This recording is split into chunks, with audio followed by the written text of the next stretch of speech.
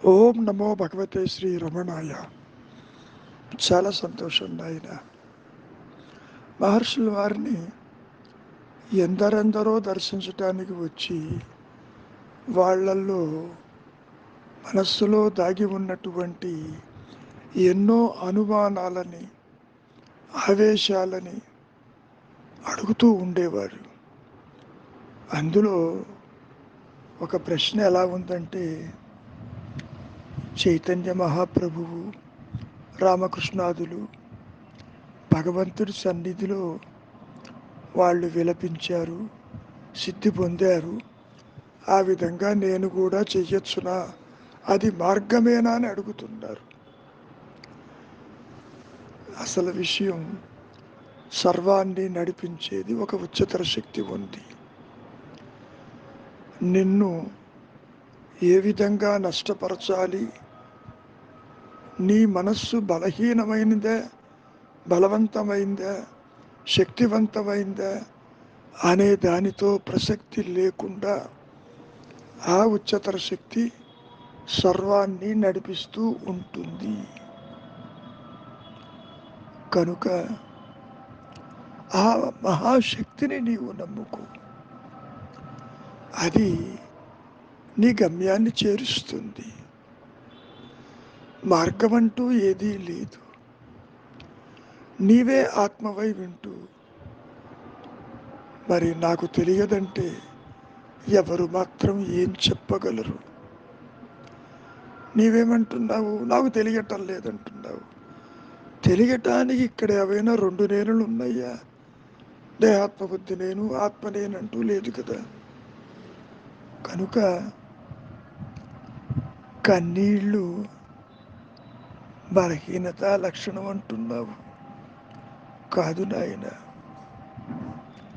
వారు నిజంగా దుర్బలులైతే సత్యాన్ని ఎలా గ్రహిస్తారు?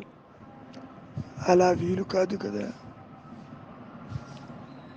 ఇవన్నీ కూడా ఆ శక్తి ప్రవాహంలో కొట్టుకుపోయేటటువంటి మిథ్యలే తప్ప, దృశ్యాలే తప్ప మరొకటి కాదు.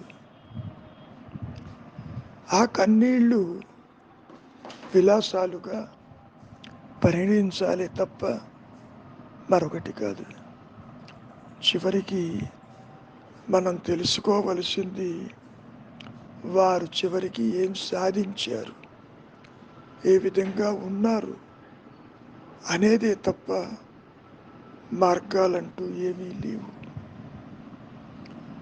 ముఖ్యంగా ఈ దేహం గురించి అదృశ్యమైపోయి శూన్యంలో కలిసేటట్టు చెయ్యవచ్చునా అంటున్నావు. ఇప్పుడు మాత్రం నీకు దేహం ఉన్నట్టు చెప్పిందా? నీవు చెప్తున్నావు. ఆ చెప్పే నేను ఉందేమో చూడు. అదే నేనెవరన్నా విచారము. అసలు ఈ ప్రశ్నలన్నీ నీకెందుకు? నీవు దేహమేమో ముందు అది కనుక్కో. దేహం లేకపోయినా నీవు నిద్రావస్థలో ఉన్నావు కదా. ఆ నిద్రలో ఉన్నది నీ సహజత్వమని గుర్తించు. ఆ నిద్రలో ఉన్న సహజత్వమే ఇప్పుడు కూడా నీతోనే ఉన్నది. ఎరుక లేకుండా జీవుడెక్కడ, జగత్తెక్కడ, ఈశ్వర భావనలెక్కడ, భక్తి ఎక్కడ, కర్మ ఎక్కడ? అటువంటివేవి లేవు కదా. మరి కనుక నీవు గ్రహించవలసింది, ఆత్మగా నిలిచి ఉండటానికి ఏం చెయ్యాలి? ఊరక ఉండుటే శ్రేయస్కరమని గుర్తించు. ఇతరాలు ఎన్ని ఉన్నా అవి నీకెందుకు పనికిరావు. అసలు కావలసింది లేనటువంటి అహంకార నాశం, దేహం నాశం కాదు నాయన. దేహాలు ఎన్ని ఉన్నా, పుడుతూ నశించినా అది నీవు కాదని గుర్తించు. నాది అంటున్నావే, నాదనేవాడు ఉన్నాడేమో చూడు. వాడు తల ఎత్తకుండా ఉండాలే తప్ప దేహం అదృశ్యమైతే ఏమి, నష్టమైతేనేమి, దానివల్ల నీకేం ఉపయోగం? లేదు కదా. నిజానికి దేహాత్మ భావనే నీకు బంధము. కనుక నీవు చెయ్యవలసింది సత్తని స్మరణలో ఉంచుకో. అదే ఉన్నానన్న ఎరుకగా నీవు నిలిచి ఉండు. అదే నీకు ప్రయోజనకారి. మనం ఎన్నోసార్లు చెప్పుకున్నాం, ఒక ఆభరణం, ఒక నగ నీ దగ్గర ఉన్నది, అది బంగారమో కాదో పరీక్ష చెయ్యాలి అంటే ఏం చేస్తాడు స్వర్ణకారుడు? దాన్ని కరిగిస్తాడు, వేర్వేరు భాగాలుగా దాన్ని చూస్తాడు. అక్కడ నవరూపత్నములు కరిగించినప్పుడు మిగిలి ఏమున్నది? బంగారమే కదా. ఇక్కడ కూడా నాది దేహం అనేవాడు ఉన్నాడేమో చూడు. వాడు తల ఎత్తకపోతే ఉన్నది ఆత్మే, ఉన్నది పరబ్రహ్మమే, ఉన్నది ఎరుకే, ఉన్నది భూమస్థితి, ఉన్నది నిర్హం స్థితి, ఉన్నది కైవల్యము, ఉన్నది ముక్తస్థితి.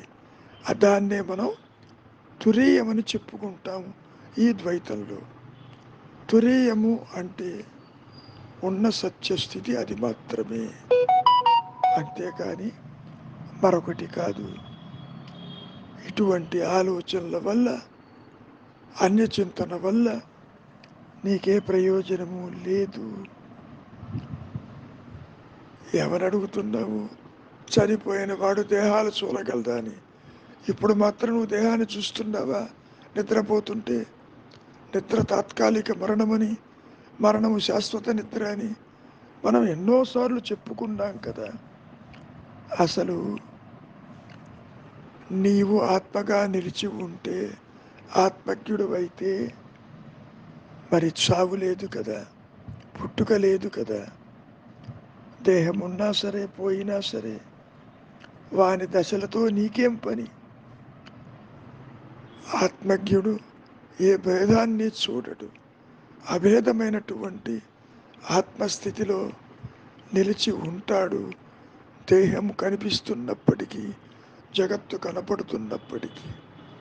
ఈ విషయాన్ని నీవు బాగా గుర్తుపెట్టుకో. జ్ఞాని అందాం కాసేపు. నిజానికి జ్ఞానులు అజ్ఞానులు ఎవరూ లేరు. ఉన్నదే జ్ఞానము, లేనిది సృష్టి.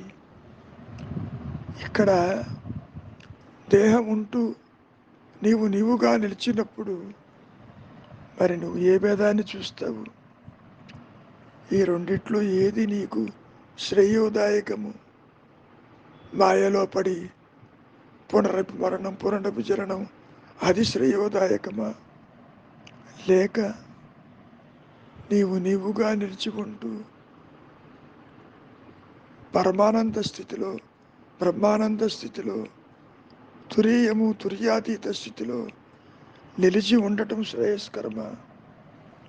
నీవే నిర్ణయించు.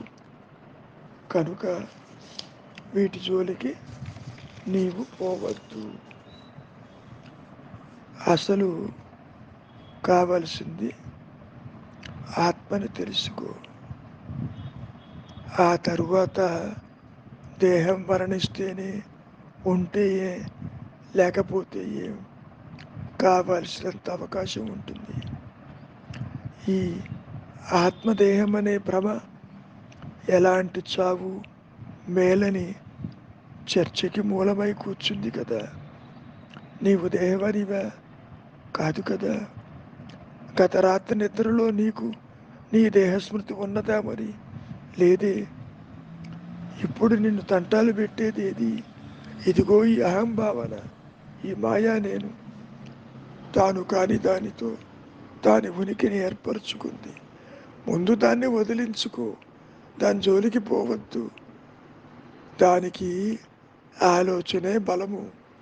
ఆలోచన తల ఎత్తకపోతే అహంకారము అదృశ్యమై ఆత్మే మిగిలి ప్రకాశిస్తుంది. మంచిది. మౌనమే నీ సహజత్వం.